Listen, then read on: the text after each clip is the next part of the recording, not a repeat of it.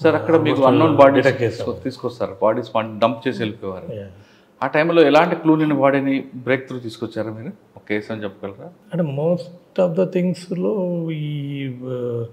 ఈ sexual jealousy murders ఉండేటివన్నీ. So ఒకటి మోస్ట్లీ టవర్ మనకి కాల్ డీటెయిల్స్ ఆధారంగా, then first body identification is very much important.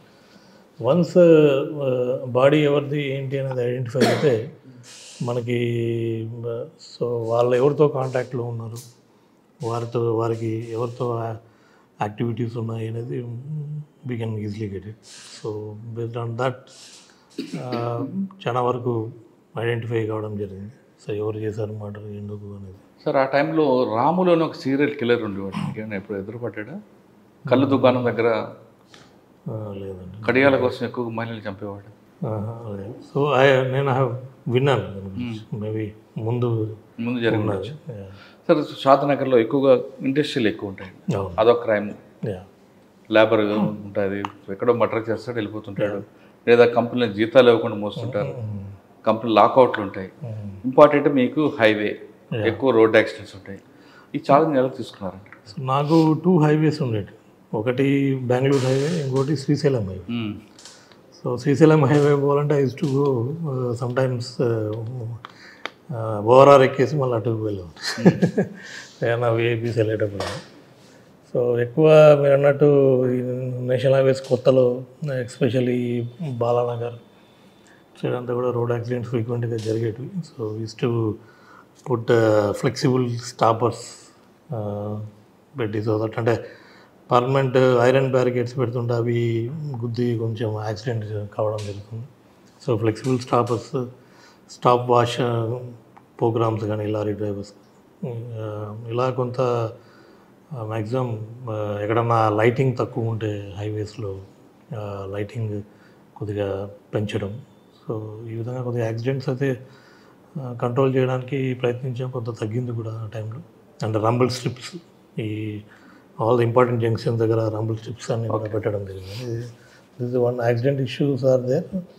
Crime కూడా ఓవరాల్ మహబూబ్నగర్ జిల్లాలో కొంచెం షాద్నగర్ క్రైమ్ రిపోర్టింగ్ ఎక్కువే ఉంది. ఎస్పెషల్లీ మీరు అంటే ఇండస్ట్రియల్ ఏరియాస్లో మనకి చిన్న చిన్న స్మాల్ ఇష్యూస్కి మర్డర్స్ కావడం అంతా కూడా జరిగింది. చాలా వరకు కూడా డిటెక్ట్ చేయడం జరిగింది. సో వాళ్ళకి ఇండస్ట్రీ వాళ్ళకి చెప్పేవాళ్ళం, వాళ్ళు కంపల్సరీ డేటా మెయింటైన్ చేయాలి, హూఆర్ ద వర్కర్స్ ఎవరైతే ఉన్నారో వాళ్ళందరి డేటా ఇవన్నీ కూడా మెయింటైన్ చేయాలని చెప్పడం జరిగింది. సో బట్ అంత ఇండస్ట్రీస్లో ఎక్కువ 1 or 2 ఇన్సిడెంట్స్ అట్లా జరిగాయి, కానీ బట్ మేజర్ క్రైమ్ ఇండస్ట్రీస్ నుంచి తక్కువే ఉంది. అంటే ఎక్కువ మనకి స్పొరాడిక్ మర్డర్స్ ఈ తాండాస్లో అట్లా సెక్సువల్ జెలసీ వల్ల ఇలాంటివి ఉండేది. Okay.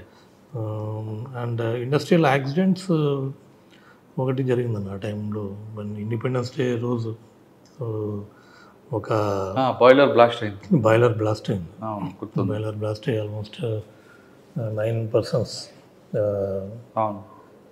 Seriously injured. And Odisha వాళ్ళు ఛత్తీస్గఢ్, ఒడిస్సా నుంచి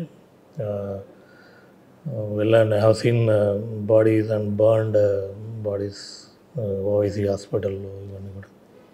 సో దట్ వాజ్ వన్ బాధాకరమైన ఇన్సిడెంట్.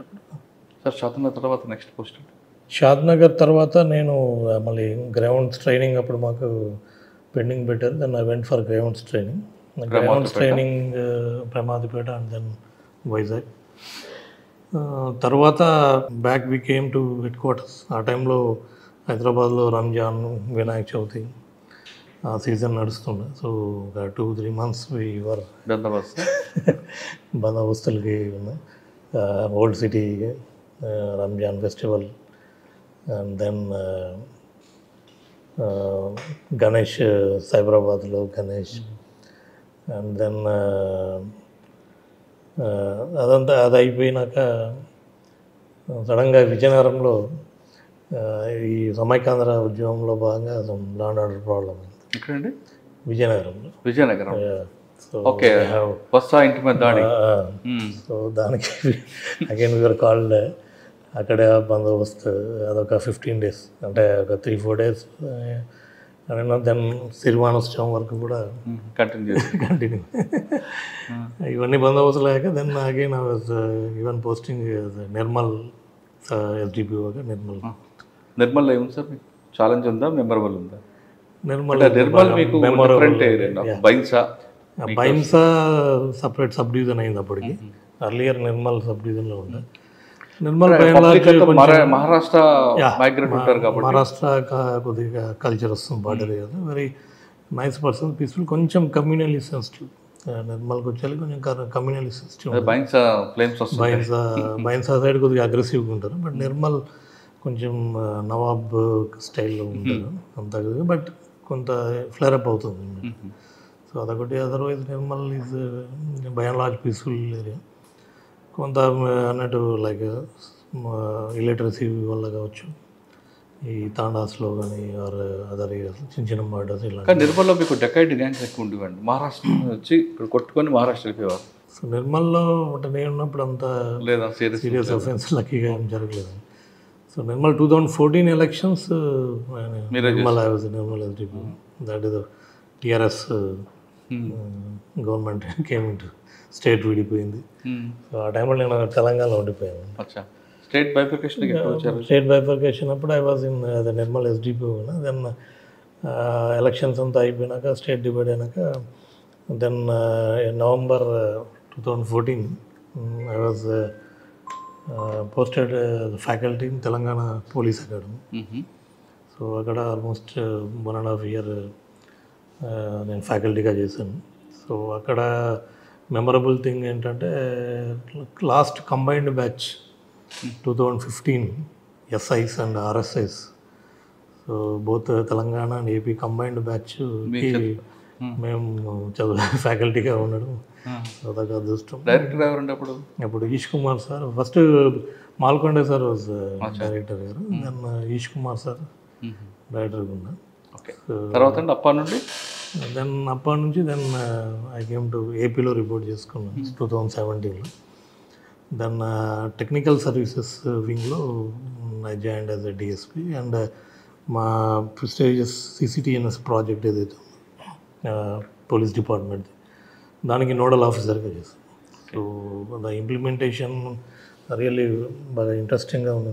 సో అంటే the first time the crime and criminal tracking network system, దాని data entry of crime and criminals each and every police station, దాన్ని develop చేయడం, దాన్ని అలవాటు చేయడం డిపార్ట్మెంట్, అదంతా కూడా ఆ టైంలో ఉంటే బాగా జరిగింది. ఇన్ఫ్యాక్ట్ మా అప్పుడు డీజీ గారు Sambasivarao sir was DG sir, very much interested నా ప్రాజెక్ట్. సో మాతో డైలీ ఆయన 1 hour స్పెండ్ చేసేవారు. So with me and that developing team daily 1 hour as a DG use to SIT and review that CCTNS and dash బోర్డ్లో కూడా ఏమేమి ఉండాలి, analysis ఏమేమి ఉండాలి, ఇవన్నీ కూడా డైలీ కూర్చొని అప్డేట్ చేసుకునే వాళ్ళు, మన రివ్యూ మీటింగ్స్ పెట్టేవాళ్ళు. దట్స్ హౌ అది సిసిటిఎన్ఎస్ని బాగా యూటిలైజేషన్లోకి ఆ టైంలో బాగా వచ్చింది.